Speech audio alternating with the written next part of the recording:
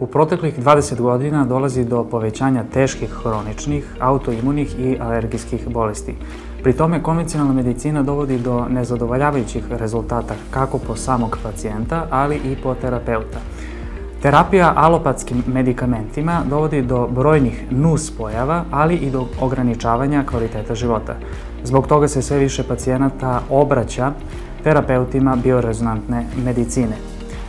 Za razliku od konvencionalne medicine, biorezonantna medicina ima holistički pristup. To znači da ona čoveka posmatra kao celinu u fiziološkom, psihološkom, ali i u socijalnom smislu. Za razliku od konvencionalne medicine koje svaki organ posmatra zasebno, biorezonantna medicina doživljava sve organe povezane u energetskom i funkcionalnom smislu.